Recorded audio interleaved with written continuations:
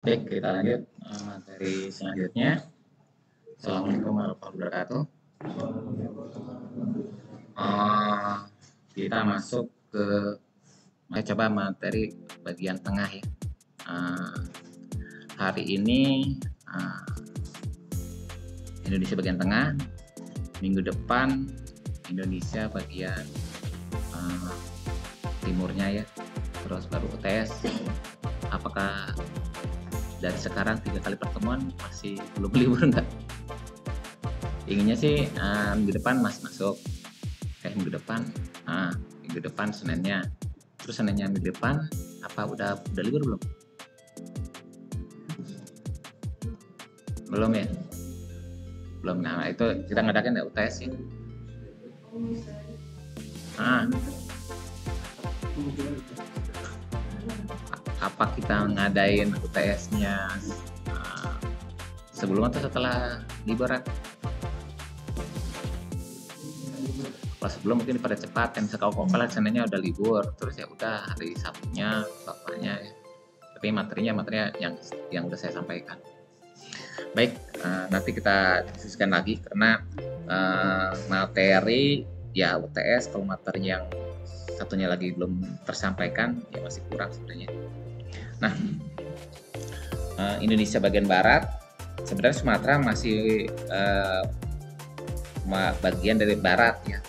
Sedangkan yang sentral itu Sulawesi ya, terus ada Maluku dan NTB NTT ya ke bawah. Namun Kalimantan akan masuk ke materi sehari ini. Jawa bagian timur sedikit untuk karena kemarin belum dibahas lebih lanjut ya. Nah, intinya bahwa Indonesia bagian tengah itu dibatasi oleh Selat Malaka, tuh kan. Terus yang selatannya sepanjang timur, saya lihat dulu. Ini ya, Selat Malaka, terus bagian timurnya ini Selat Banda ya. Terus yang bagian selatannya perpanjangan dari ini subduksi ini sampai ke Laut Banda.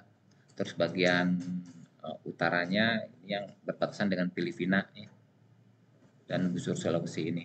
Nah ini Indonesia bagian tengah dan bagian timurnya sisanya ya seperti itu. Saya coba membahas dari buku Pak Kusuma dan Robert juga ya. Ini Pak Kusuma, ini Robert kalau nggak salah ya. Bahwa ini peta tektonik Indonesia bagian tengah. Ya, ini tektonik yang jadi subduksi ya. Ini subduksi sekarang dan ini ada subduksi yang udah terjadi sebelumnya ya. Subduksi ke arah berlawanan ya. Ini ke arah dari selatan ke arah utara. Kalau subduksi ini dari utara ke selatan. Karena seperti yang Anda ketahui, Indonesia kan terbagi dari mikro-mikro lempeng. Sehingga ini menyatu seperti ini ya.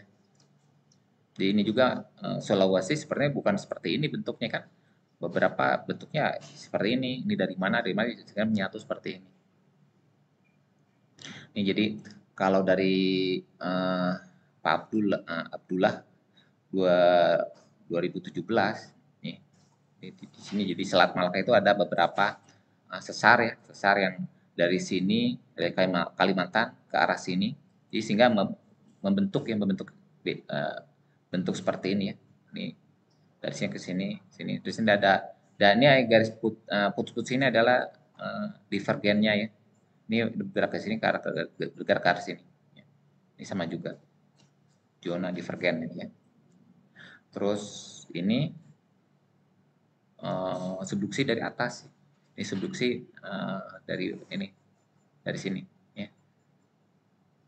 Terus ini sesarnya banyak ya.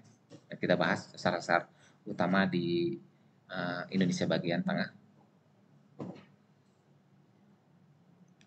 Nah, saya agak sedikit susah lihat ya, bahwa Pakusuma itu warnanya tidak begitu jelas ya, kecil, terus warnanya warnanya pakai garis-garis ya, jadi tidak begitu jelas.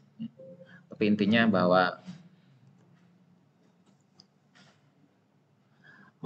garis-garis lurus ini namanya lempeng lempeng benua ya, continental crust. Terus yang agak ini yang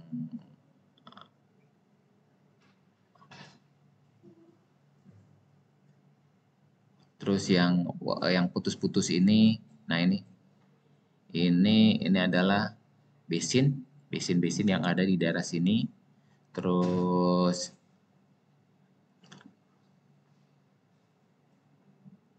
yang warna garis merah segitiga itu trust fall ya.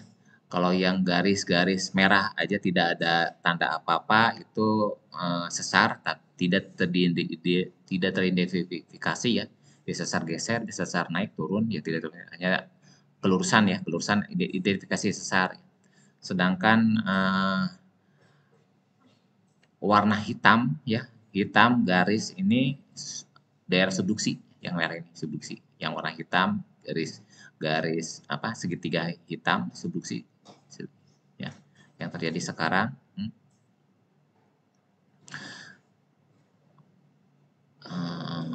Terus kalau ada garis, terus ininya bukan segitiga, garis juga ya.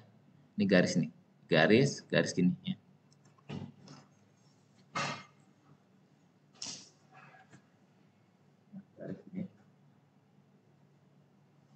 Itu daerah rival ya, di daerah-daerah bukaan ya. Terus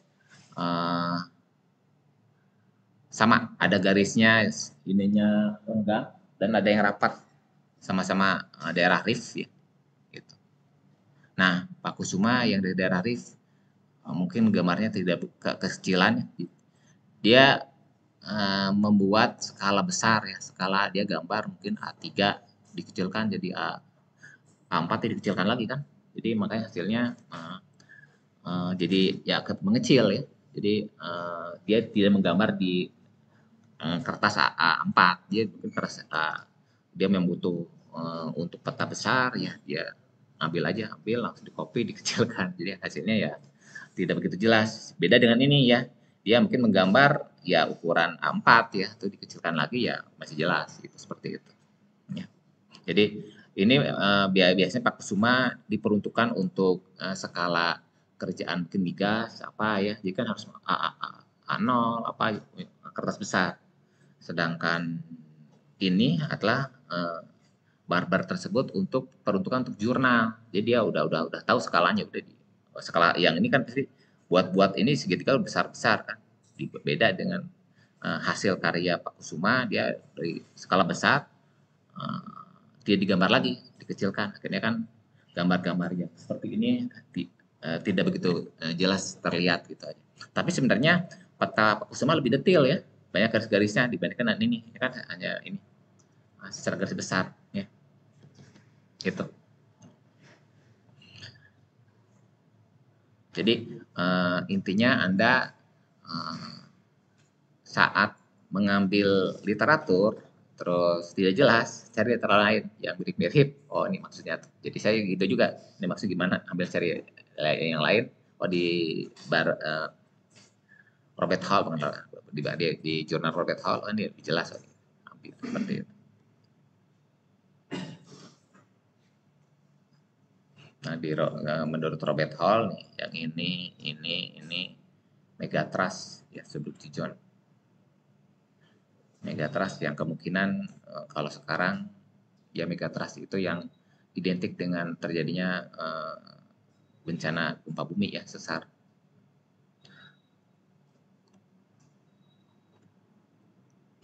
Nah, saya coba merangkum di Pakusuma ya, cekungan yang ada sedimen di daerah Indonesia bagian tengah ya. ada cekungan reef ya, yang berasosiasi dengan proses rifting ya, yang terjadi mikro kontinen. Terus ada cekungan margin masif ya, terdapat platform karbon yang berfungsi sebagai cekungan pasif, misalnya doang karbon platform dan Spermonde pasif margin plafon. Nanti kita tunjukkan di mananya. Terus cekungan Perth Basin yang merupakan cekungan terperangkap di antara margin pasif yang doang dan Spermode itu ini ya. Ini doang ya. Spermode. Nah, itu ya daerah ini. Itu cekungan-cekungan. Kemudian cekungan lainnya ada cekungan kolisi ya dan foreland, termasuk Central Sulawesi Collision Basin di sentralnya Sulawesi ya, terus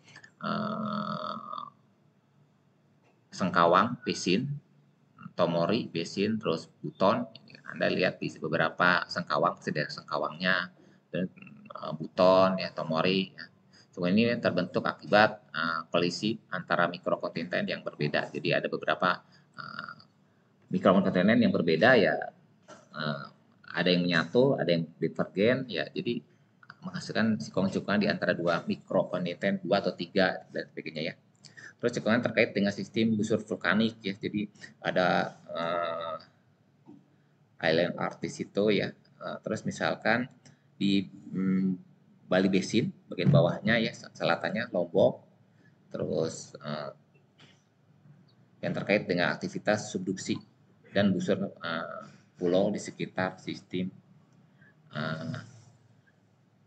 East Sunda Art. Terus cekungan laut seperti Celebes Sin Basin, Sulusi Basin, Flores Sea Basin yang merupakan cekungan sedimen laut yang lebih dalam lagi ya, biasanya ya.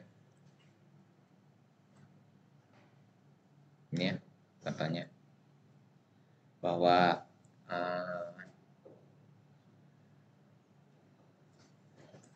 plat samudra merupakan bagian dari mikrokontinen ya. Ini ada 5 ya. Celebes Sea Oceanic Basin, North Sumatra ya, terus Banda Sea ya, terus North Bali, ini Bali, terus Flores ya.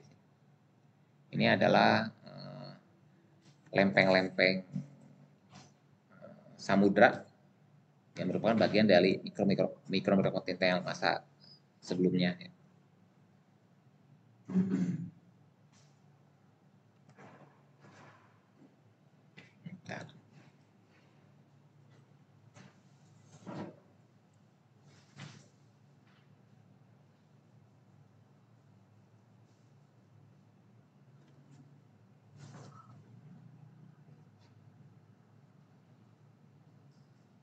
Ini Sulawesi yang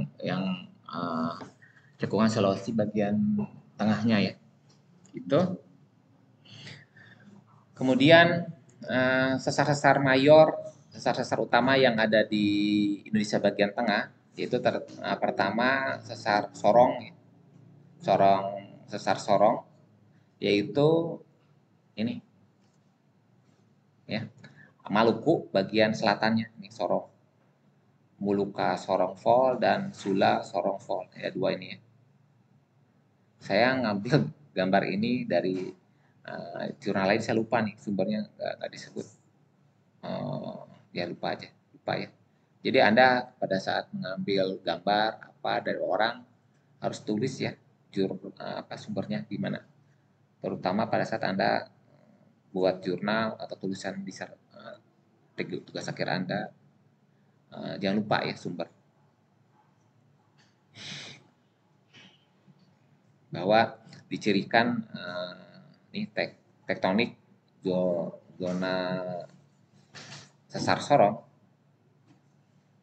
merupakan sebelumnya ya, kerak benua benua Australia yang ditutupi dengan tanda mana ya?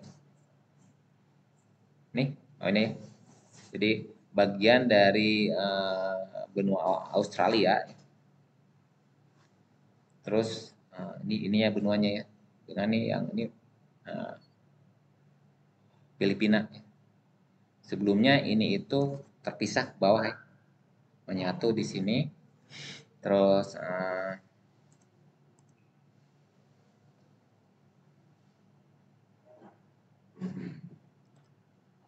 pegunungan Merapi aktif ya. Kalau aktif ini di sini ya, aktif. Terus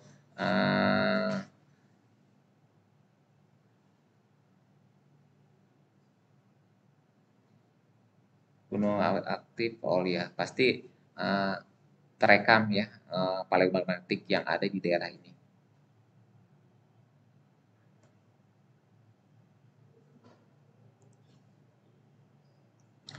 Kemudian yang kedua adalah South Sula Fall.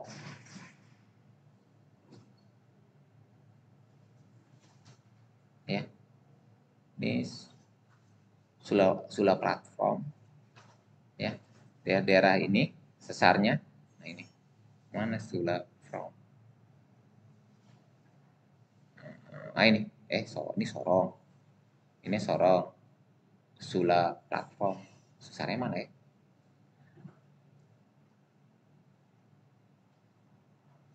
Di daerah ini ya.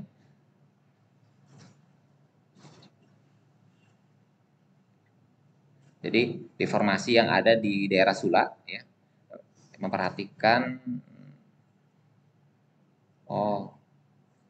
trust Sula trust merupakan perpanjangan dari sesar Sorong ini.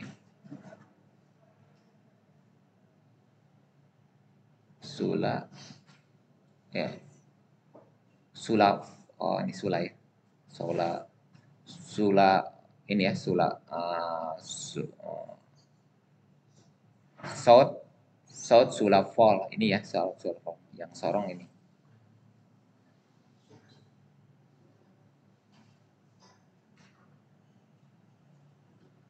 Jadi perpanjangan dari patahan Sorong ya. Terus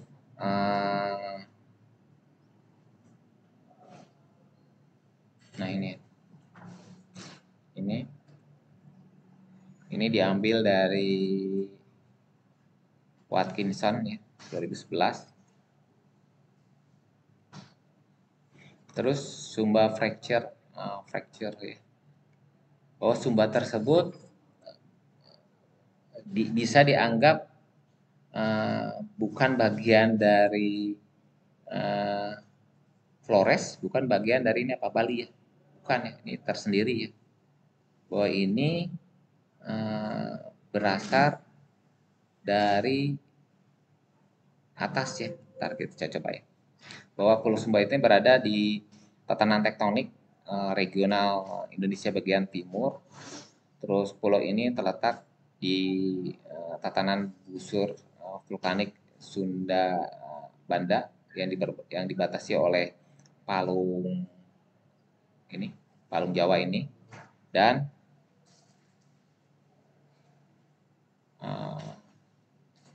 ini ya,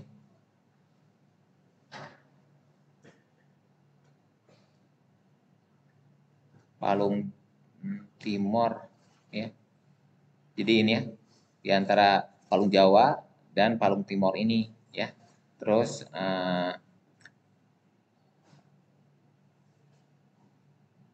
di atasnya terdapat Flores strike ya, yang jadi subduksi sebelumnya yang berlawanan arah dari arah yang sekarang dari atas. Bahwa rekonstruksi paleotektonik yang ada di sini ya,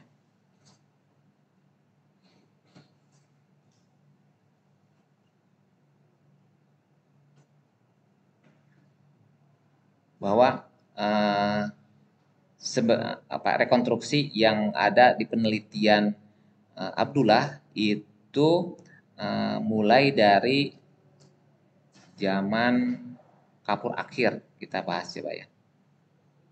Nah ini ya, bahwa Sumba itu ya bagian sebelumnya dari kaki Sulawesi, bagian ini ya. Ini Kalimantan ya. Kalimantan. Ini bentuk seperti ini. Ini Jawa, bentuknya dulunya seperti ini ya. Jawa. Terus nah ini pada zaman mana ya, nggak ada zamannya.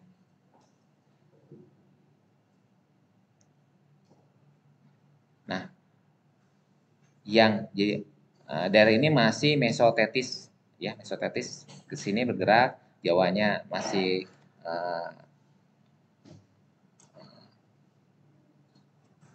northwest ya, arah northwest, terus nih belum barat timur ya. Ini Pulau Jawa tersebut berlawan arah dengan jarum jam ya, putarnya. Nah ini ada gunung-gunung yang kita sebut ada jalur Meratus ke sini sampai ke Kalimantan. Ya. Ada yang dari sini, ada yang disebutkan dari Jawa, malah Jawa ke sini. Ya. Beberapa penelitian seperti itu. Ini ada beberapa batuan-batuan, ya. Yang ini blok Malaya, ya. Terus ini blok Borneo yang warna pink, terus warna biru, akresi keras ya. Terus rekonstruksi, nah ini ya, pada umur 40 MA bentuk seperti ini ya. Nah, jadi Sulawesi ini baru bentuk seperti ini.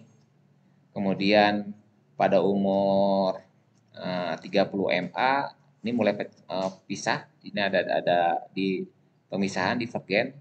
Ini ada divergennya ke arah sini, ini menggeser sehingga menggeser ke yang ini, yang Sumba ini menggeser ke selatan, pisah dengan Sulawesi ya, bagian baratnya. Kemudian 2018 mulai semakin jauh, Sumba ke sini ya, Sulawesi ke sini, ini mulai muter, ini unclockwise. Dan pada umur 7 MA, mulai hampir bentuk seperti sekarang ini, Sumba udah ke bawah, Sulawesi mikrokontinen di bagian timur udah menyatu ke sini ya, membentuk udah hampir menyatu seperti sekarang, Sulawesi sekarang.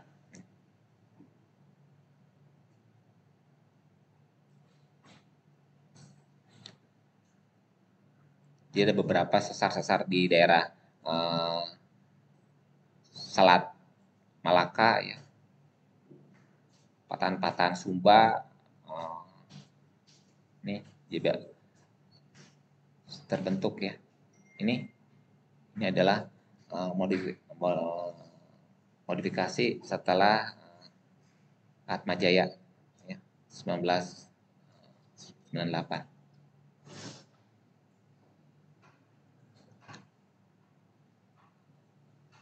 Nah, makanya dari ini Sumba fracture ini banyak ya, karena banyak di sini jejak-jejak struktur yang ada di sekitar Sumbanya tersebut dan bagian utaranya Pulau Sumba. Kemudian ada sesar utamanya adalah Koropalu Fall ya. Koropalu Fall ini seperti di sini ya. Inilah yang terjadi gempa ya di Sulawesi yang 7,5 yang menghasilkan goncangan dan pergerakan tanah ya, itu di Sulawesi yang tidak diprediksi ya, tergeser. Karena bergeser ini ada pergerakan tanah, terus di situ ya karena pergerakan tanah di sini juga ada tsunami juga, tapi tidak sebesar yang tsunami 2004 karena guncangan. Tsunami itu kalau nggak salah longsoran apa? Longsoran semacam longsoran ini kan laut ini dalam ya. Jadi pada saat ada massa tanah ke jatuh ke bawah, akhirnya kan air ada perubahan sehingga terjadi tsunami. Bukan karena gempa ya, tapi karena ada massa tanah yang masuk ke dalam air, itu ada tsunami.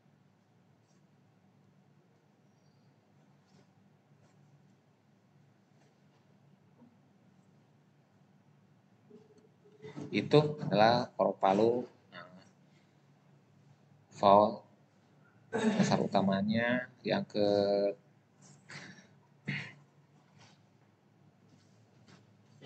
kelima adalah Spermode fault ya, yang memisahkan paparan Spermode shelf dengan platform doang yang tadi ya di sini. Ini dan ini. Terus ini sangat low di ukuran besar kan. Sebenarnya daerah ini itu daerah ini ya. Daerah ini. Saya lupa nih nggak dibesarin.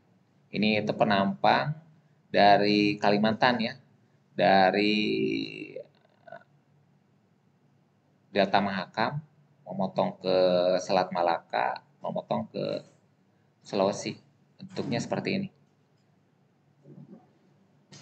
Nah, yang kita harapkan kalau Anda saat pemetaan geologi kan membentuk penampang nih, penampang. Nah, Anda berimajinasi bisa membuat rekonstruksi bagian bawahnya seperti apa ya.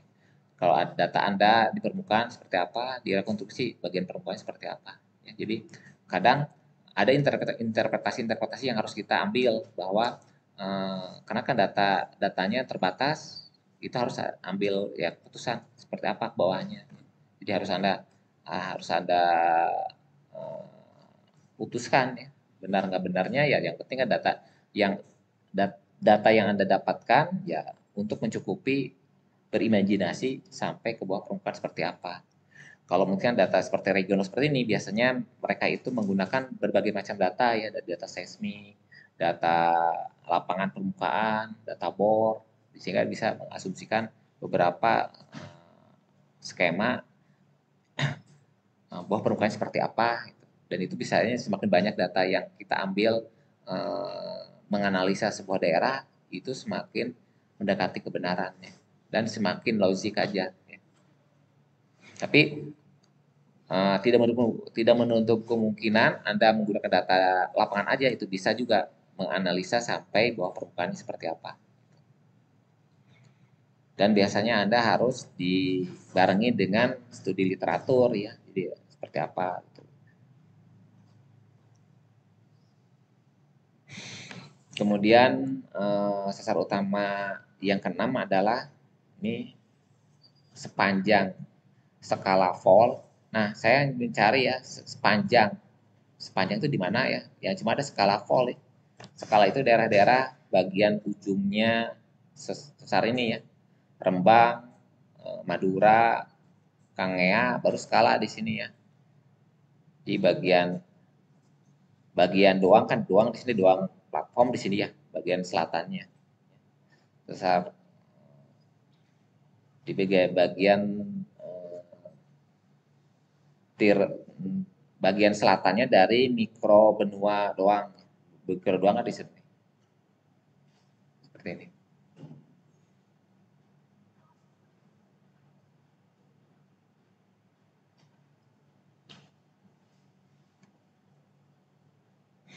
Kemudian Flores Trust ya, fault trust yang mengarah ke selatan di utara busur magmatik Sunda bagian timur.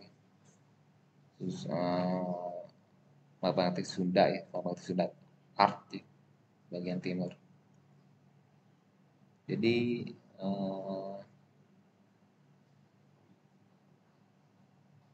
Flores ya, Flores Trust ini yang itu 7 sesar utama yang ada di Indonesia bagian tengah. Nah ini ya, yang zona trust fault-nya di daerah sini.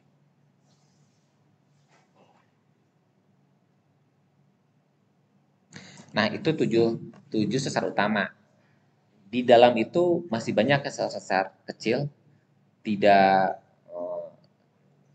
tapi lebih kompleks dari yang sesar-sesar yang ada yang 7 itu ya. Lebih banyak arahnya ya, tapi mengikuti dengan dari ketujuh sesar utama itu. Semacam di Sumatera kan sesar utamanya Great Sumatera Fault, ya yang lain-lain kan masih banyak ya. Dan itu lebih kompleks dari sesar Sumatera hanya geser menganan ya. Sedangkan yang lain-lainnya kan ada yang naik turun lain sebagainya, divergen. Kemudian Island Art sistem Island Art ya, bahwa zona subduksi itu dengan sistem busur kepulauan ya sangat sangat terkait ya, berasosiasi ya. Yaitu terjadi di Indonesia bagian tengah, contohnya ya busur kepulauan Sunda Timur, kelanjutan timur busur kepulauan Sunda Sumatera Jawa dengan subduksi miring ke utara di selatan dan menunjam miring ke selatan di utara, dan Pulau Bali, Lombok, Sumba, Flores sebagai busur mamatiknya. Ya. Terus saya simpulkan lagi ini busur kepulauan Sulawesi Utara, busur kepulauan terbentuk sayang melekat dan memanjang dari mikro benua Sulawesi Barat daya ke utara, kemudian melengkung ke arah timur dan membelok kembali ke utara saat menjadi bagian dari sistem busur kepulauan Sangihe ya, dan busur kepulauan Filipina. Subduksi terkait dengan zona subduksi Minahasa yang miring ke selatan di utara di Laut Sulawesi. Terus ada sistem busur kepulauan Halmahera.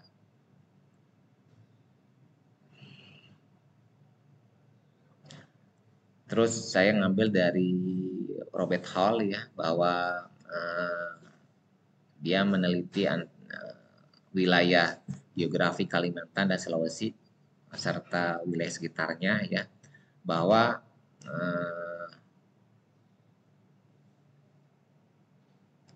segitiga kecil ini adalah ya yang terdiri dari gunung-gunung berapi yang berdasarkan data-data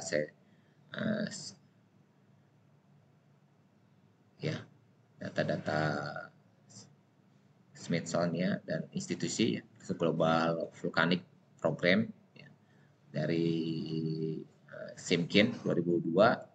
Terus ini kontur-kontur ya, kontur-kontur itu kedalamannya ya dari yang paling dekat dengan pulaunya 200, langsung yang kontur kedua 2000, kontur ketiga 4000 dan 6000. Jadi sampai kedalaman 6000 ya di beberapa tempat sampai kontur keempat ya.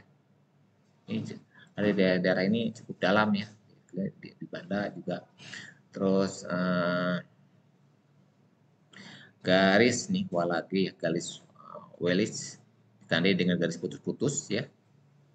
Ini adalah batas geografi asli yang diidentifikasikan oleh Wallace 1860, tetapi di antara kemudian ditelusuri sampai ke utara ya. Barat Mindanao, dari Selat Makassar ke bagian utara ya, sampai sini. Ini disebut juga namanya garis Wallace akhirnya ya, karena yang menemukan, yang menyatakan ini ya, Wallace. Kemudian di Selat Malaka ini Delta Mahakam ya. Yang garis-garis ini adalah garis-garis seismik yang telah diambil ya. Jadi kondisi cekungan di daerah ini cukup dalam ya. Ini dari ini ya, dari data dari DEM ya. Kemudian yang B adalah data seismik 2 dimensi yang diambil.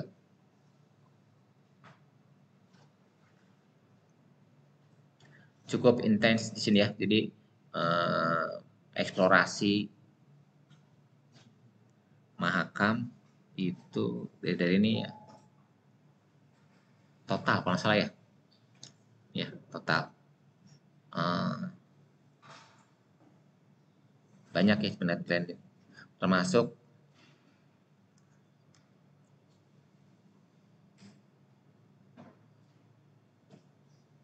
cukup lengkap ya.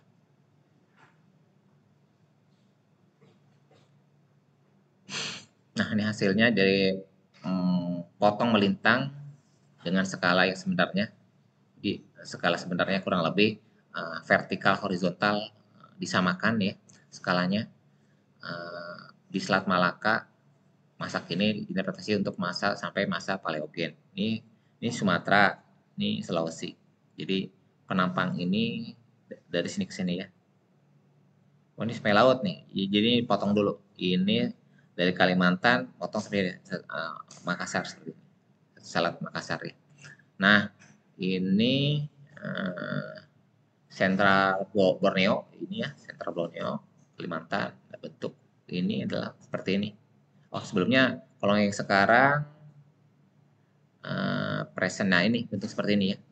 Ini bentuknya. Jadi ini adalah data-data diambil dari data darat, interpretasi, terus data seismik ya, sehingga geologi, geofisika bisa menginterpretasi bahwa permukaannya seperti ini, bahwa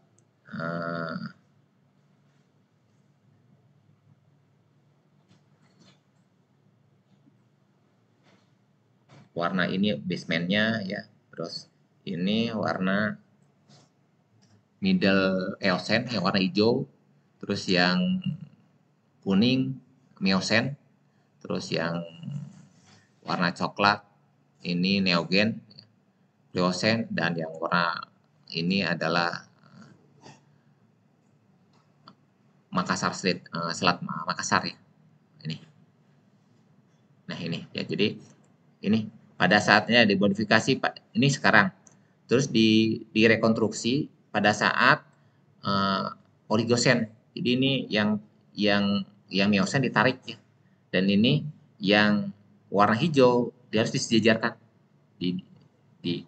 Yang kuning dihilangkan, langsung yang hijau di ini. Ini biasanya pakai Petrel ya.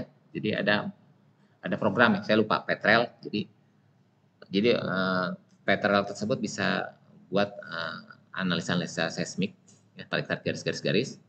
Udah gitu per umur, udah kasih umur. Nah, kuning dihilangkan, dia langsung berubah. Jadi pada kondisi sedimen tersebut yang sebelumnya lateral kan. Yang sebelumnya kan karena udah tersesat kan, ini jadi graben diisi oleh yang Miocene. Kuningnya dihilangkan, kembali lagi. Ya, program sekarang cukup bisa membantu kita untuk mengembalikan ya, yang sebelumnya ya. Seperti itu. Nah, makanya Anda bisa ya kalau sempat kuasailah jadi beberapa program software untuk membantu ya. Tapi itu intinya dengan data geologi Anda permukaan tidak bermanfaat, tapi ini bisa Anda bermanfaat menggunakan dengan data-data bawah permukaan, ada bornya, bornya kan banyak tuh, ada data sampel umur, terus ada geofisikanya kan, beberapa yang di data portal banyak datanya. Udah gitu ditambah dengan seismik ya beberapa lokasi sehingga menghasilkan bentuk bawah permukaan seperti apa. Ini data itu kan hanya data ya. dan yang diinterpretasikan ya kita seperti apa. Jadi garis-garis ini bisa berubah tergantung orang yang menginterpretasikan. Jadi ya, data yang sama tapi interpretasi orang yang berbeda akan menghasilkan hal yang berbeda ya. Dan semakin detail, semakin banyak data yang digunakan akan menghasilkan ya interpretasi kita akan mendekati logika loh ya, logik.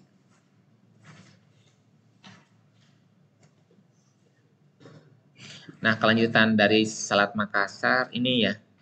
Ini Selat Makassar baru ini ke Sulawesi. Ini ya, ini udah berbesar ya. Yang merah ini mantel, ini warna ininya basementnya ya. Yang ini basement vulkaniknya yang ada ininya ya. Terus tidak selaras kan di sini, tidak selaras, didapatlah lapisan middle Eosen sampai Oligosen, bukan Eosen ya. Middle Eosen sampai Oligosen. Ya. Terus yang kuning ini Miosen ya. Terus yang warna pink Neogen, yang coklat Paleosen, yang ininya endapan sekarang ya Makassar Street. Nah, ini direkonstruksi saat Oligosen ya. Akhir Oligosen, berarti kan akhir Oligosen ini nih saat ini ya. Hanya hijau aja yang terendapkan. Seperti apa kondisi Sumatera dan Sulawesi tersebut ya, seperti ini ya hasilnya. Itu.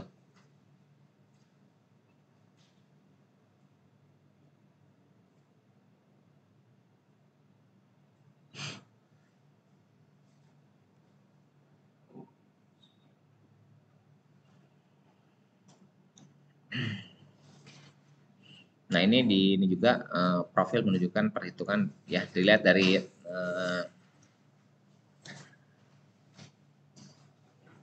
grafiti ya, bahwa ketebalan kerak ini ketebalan kerak ya di grafik gerak, terus anomali sedimen yang B ini ya, terus anomali totalnya yang C, terus anomali grafiti PRAE dan Boger yang diamati berdasarkan elastisitas sebesar 20 km. Ini hasilnya ya. Ini adalah dari data ini bisa merekonstruksi bentuknya ini itu seperti ini. Jadi ini kontinental, terus ini adalah lempeng samudra ya. Terus dari analisa perbandingan anomali Ferrier dan Boger diamati dia dari T5, T50 ini sehingga menghasilkan ada kerak samudra yang berusia 45 MA yang garis putih ini. Ini ya. Mungkin Anda kalau menguasai materi grafiti yang biasanya dipahami oleh orang geofisika ya. Tapi orang geofisika dia tahu grafiti ini grafiknya seperti ini nih. Tapi dia harus butuh berimajinasi geologi seperti apa. Jadi misalkan kalau orang geologi S1-nya S2-nya ngambil geofisika atau kebalikan, itu akan lebih mudah menginterpretasikan data grafik ini jadi ini itu ya. Jadi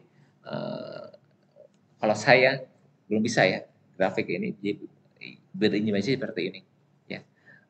Begitupun mungkin orang geofisika nggak bisa ya ini tahu ini ya, jadi ya ketebalan ini tapi bentuknya lebih logik enggaknya ya tergantung pemahaman beliau ya, pemahaman orang geofisika seperti apa. Tapi kalau misalkan orang geofisika atau S2-nya geologi lebih paham, oh bentuknya lebih lebih mendekati ya, lebih mendekati yang sebenarnya itu. Jadi kalau geofisika tools grafik ya, jadi secara geofisika, secara grafik, terus geologi secara kenyataannya seperti apa. Nah, kalau digabungkan akan menghasilkan sebuah analisa yang cukup baik. Kembali lagi ke Selat Malaka, ini ya tampilan Selat Malaka ini Sulawesi. Sulawesi. Terus ini ya, NSP North Structure Province ya. Di yang bagian utaranya yang Sental ya.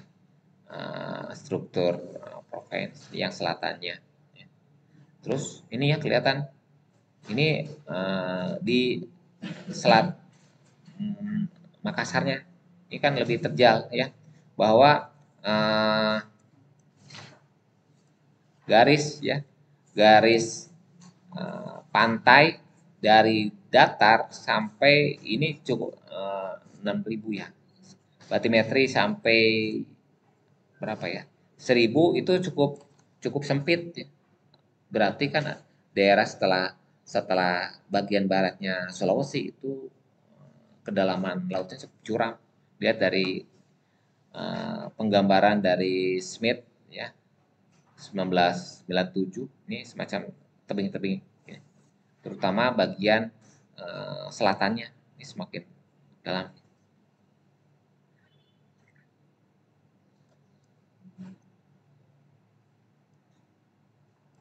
Sampai ketebalannya secara tidak pasti ya, ketebalannya kurang lebih 2.500, tapi tidak pasti ya, karena ketutup oleh batuan sedimen yang baru terbentuk ya.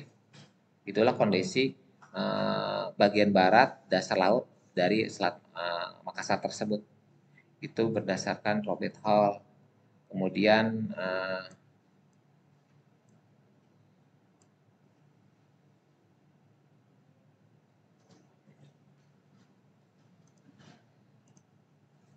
mana?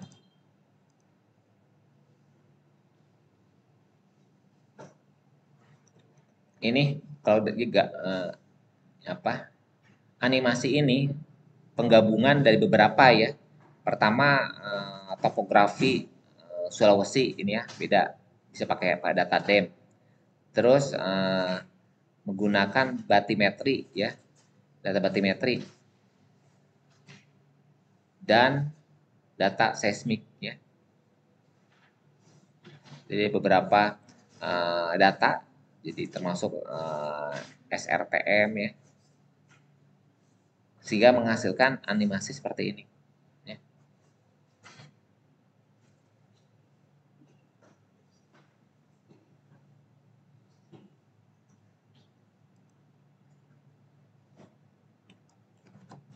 Nah, pola struktur yang ada di Selat Makassar tersebut seperti ini. Ya, ada daerah-daerah extension ya. Ini bentuk seperti ini, besarnya. Terus pola sesar struktur yang diinterpretasikan pada tingkat puncak ya, daerah puncak di bawah basement, di bawahnya basement, terus yang dipetakan oleh Nur Aini 2005. Kemudian yang B tersebut sesar yang terbentuk model analog ya, ya bahwa bentuknya kemiringannya 60 nih, ini ya. Terus extensionnya kurang lebih 5 cm per tahun ya. Terus bentuk 3, ini secara 3 dimensinya, interpretasi secara 3 dimensi ya seperti ini bentuknya, bahwa bentuknya kan seperti ini. Ini kan ada dari divergent. Bentuk ada bagian yang sebagai cekungan-cekungannya, gerabennya, ada yang hostnya di mana ya. Seperti ini bentuk. Ini geraban-gerabannya ya. Seperti ini.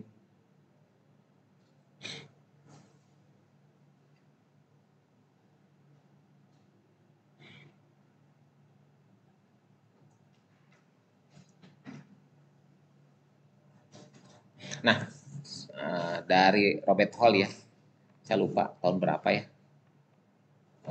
tulisannya. Saya ngambil dari jurnal ya, bahwa secara menyimpulkan ya dari Robert Hall tersebut, Robert Hall tersebut meneliti di Indonesia beberapa ya, jadi jurnalnya banyak ya, dia lokasinya sama, tapi terus dia di terus diperbaiki terus dengan pada lokasi yang sama. Jadi setahunnya semakin semakin terbaru itu yang semakin menurut pemahaman rabbit hole itu yang paling benar ya. Tapi saya lupa, saya ngambil aja rabbit hole, tidak lupa tahunnya berapa, ini masih agak lamaan. Mungkin bisa ada yang lebih terbaru ya. Ini yang rabbit hole yang saya sekilas ambil ya, bahwa Selat Makassar terbentuk akibat peristiwa pemisahan kerak rifting ya. Terus kedua, ekstensi dimulai dari Ocean Tengah membentuk graben dan half graben di atasnya yang kemudian menghasilkan suatu ketidakselarasan penting yang diduga berasal dari akhir Eosen. Terus yang ketiga, ketidakselarasan ini menandai bagian atas dari sequencing reef ya. Struktur-struktur dapat terlihat di bawah ketidakselarasan tersebut yang kemungkinan merupakan dapan karbonat yang terbentuk di atas blok sesar miring atau bangunan vulkanik. Yang keempat, subsidence thermal berlanjut sampai oligosen ya, subsidence thermal. Kemudian yang kelima, sasab dan clay coral akibat pembebanan ya di sisi barat timur mungkin semakin memperdalam selat tersebut ya. Sementara itu inversi dari Kalimantan Timur bermigrasi ke arah timur dari delta Mahakam tersebut mengalami progradasi ke arah timur sejak ya, Miosen awal. Terus pada saat yang sama proses kelipatan persesaran di Sulawesi bagian tengah barat bermigrasi ke arah barat sejak Pliocene awal. Terus yang terakhir adalah dari perspektif tektonik skala besar, perbedaan antara kerak samudra dan kerak benua tidak terlalu signifikan meskipun kekuatan areal samudra di bagian tengah mungkin berperan dalam menentukan lokasi deformasi, terutama karena seluruh wilayah Borneo Sulawesi mengalami kompresi pada awal Pliocene. Jadi ada proses kompresi ya di awal Pliocene tersebut. Itu menurut Rabbit Hole ya, simpulan dari jurnal tersebut ya. Nah, intinya sejarah geologi dari Borneo bagian timur dan Sulawesi Barat dulunya saling berdekatan pada akhir Kretasius, tetapi sekarang terpisahkan. Kan ada sesar ya, terus ada divergen yang memisahkan antara Kalimantan dan Sulawesi ya, di Selat Makassar tersebut. Yang terbentuk rifting tersebut yang mulainya dari Eosen. Gitu. Jadi justru pada saat tadi ada gambar ya bahwa Sulawesi bagian barat dengan Kalimantan kan nyatu, hampir nyatu. Yang tadi ceritanya bahwa Flores mau pisah kan, yang dari 40 sampai ke 7 MA kan udah pisah kan. Nah, sebelumnya kan Sulawesi nyatu, hampir nyatu dengan Kalimantan ya. Nah, di inilah ya maksudnya jadi menyimpulkan bahwa Borneo dan Sulawesi di akhir Kretasius itu nyatu dan mulai terpisah rifting di mulai Eosen itu maksudnya ya. Dari cerita tadi ya ini pertama Sulawesi Kalimantan nyatu, jadi Sulawesi bagian baratnya, tapi bukan Sulawesi keseluruhan, bagian baratnya aja. Nyatu dimulai di akhir Kretasius di zaman Kapur. Tapi dimulai di Eosen, mulai rifting terjadi ya. Yang di 40 mulai rifting kan, rifting bisa-bisa sampai memperlihatkan sampai 7 MA, mulai progresnya ke bawah ya. Dan sekarang juga masih memisahkan diri dari rifting tersebut. Mungkin itu garis besar dari Indonesia bagian tengah yang bisa saya rangkum satu hari kemarin buat PPT ini. Nah, Anda intinya tugas yang Anda akan kerjakan di setelah UTS saya akan kasih satu jurnal, satu kelompok, tapi Anda harus dilengkapi dengan data Pakusuma ya sebagai pelengkapnya. Mungkin data kata-katanya ya, yang atau ya Pakusuma ditampilkan di depan. Nah saya lihat Pakusuma tersebut ya gambarnya ya domain hitam ya, yang begitu jelas ya, karena dia pembesaran dari A0 ke A4 dikecil tuh. Jadi gambarnya ya sebelumnya sih detail, tapi kalau dikecilkan jadi tidak jelas. Ya. Saya simpulkan mungkin kelompok mereview jurnal ya. Spesimen saya kan satu jurnal ini, satu jurnal Robert Hall dan Kusuma ya. Untuk kerja 1 hari kemarin gitu. Jadi Anda satu kelompok, tapi jangan Anda buat tugas tersebut SKS ya, disebut malam besok presentasi, sekarang kerjakan, jangan seminggu ya. Terus diskusikan satu kelompok, misalkan ada 5 orang harus presentasi bagaimananya, dibagi-bagi. Bagusnya berkesinambungan, si A masuk ke si B itu jangan sampai tidak nyambung gitu. Biasanya yang tahun sebelumnya dibagi-bagi, ini kamu lembar ini, kamu lembar 2 ini, pada saat presentasi nggak nyambung. Bagusnya sih diskusi di satu PPT ya, diuraikan dulu baru dibagi-bagi, bagusnya gitu ya. Jadi jangan sampai kamu PPT bagian apa ternyata langsung digabungkan, itu nggak akan nyambung. Karena kadang penjelasan orang pertama justru ngambil sebenarnya penjelasan yang dari belakang ke depan dulu, bisa seperti itu, baru dijelaskan. Itu ya. Selain PPT juga Anda buat Word-nya, ada 2 ya. Jadi ada tugas presentasi PPT-nya dan Word-nya, dari mungkin rangkuman dari atau intisari dari jurnal tersebut. Jadi Anda kumpulkan ke grup, orang lain bisa dipahami. Nah, jadi grup A mempresentasikan, grup B ambil datanya, nah UAS-nya ya dari semuanya, itu maksudnya. Jadi presentasi Anda untuk dipahami oleh teman Anda ya. Terus teman Anda juga mempresentasikan pemahamannya tentang daerah yang dia kelola. Nah, kan DWS kan seperti yang semuanya. Jadi kalau intinya saya ingin semua tetap hadir, maksudnya jadi apa yang dipresentasikan temannya bisa paham, sehingga pada saat ujian paham apa yang saya tanyakan dari teman Anda, misalkan dia pahamlah Anda untuk jawab, itu aja. Itu mungkin hari ini cukup sekian ya. Mohon maaf tadi 1 jam ya telat. Jam 4. Makasih. Assalamualaikum warahmatullahi wabarakatuh.